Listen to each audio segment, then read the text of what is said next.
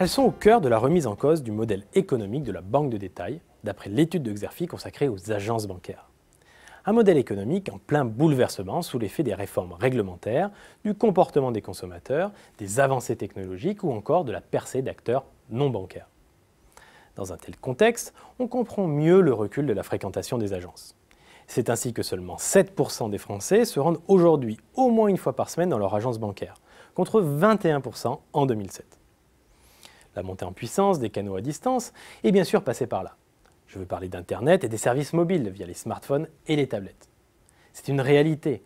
Les opérations courantes, consultation du solde et des relevés bancaires, virements ou commandes de chéquier, se font de plus en plus à distance.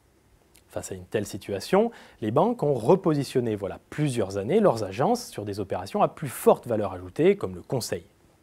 Seul souci, cela ne suffit plus pour répondre aux contraintes de coûts, de réglementation ou encore de rentabilité des établissements. Pour alléger les coûts et améliorer leur rentabilité, les banques ont alors engagé de vastes programmes de restructuration de leur réseau d'agences. Autrement dit, elles multiplient les fermetures. Le Crédit Agricole d'Île-de-France entend ainsi fermer une cinquantaine d'agences d'ici 2015. À la Société Générale, c'est une trentaine d'agences qui doit disparaître en 2014.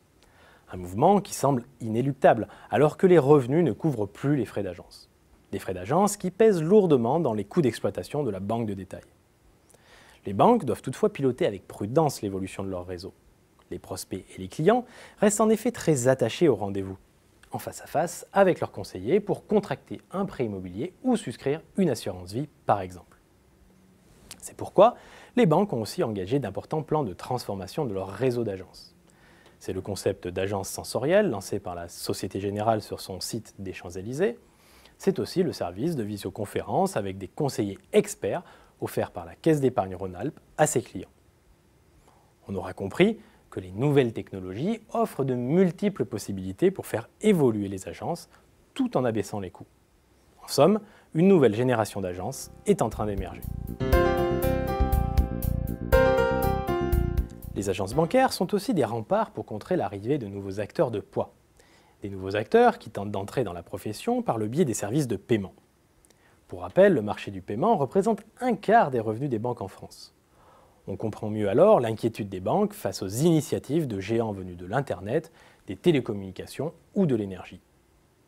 Google, titulaire depuis longtemps d'une licence bancaire au Royaume-Uni, a racheté des entreprises technologiques pour s'affranchir du système bancaire traditionnel. Total et Orange ont pris pied dans les stations-service en Afrique grâce à leur service de paiement Orange Money. En France, les banques interviennent comme partenaires des établissements de paiement et des plateformes de crowdfunding.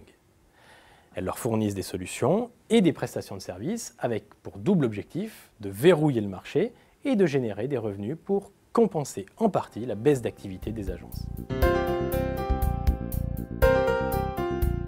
Cette nouvelle étude de référence a mobilisé toutes les compétences et l'expertise des analystes de Xerfi Études. Comme tous les titres de cette collection, elle poursuit un double objectif: dresser un panorama complet du paysage concurrentiel et analyser la dynamique du marché et de l'activité des entreprises. Pour vous éclairer sur les tendances récentes et à venir du marché, nous mettons à votre disposition un rapport complet, synthétique et opérationnel. L'étude vous propose notamment une analyse pertinente des déterminants du marché, les prévisions du secteur à court terme et les perspectives à plus long terme, une cartographie détaillée des acteurs du marché au travers de classements, de tableaux de positionnement et de fiches d'identité, et une sélection rigoureuse des faits marquants et des principaux axes de développement de ces mêmes acteurs.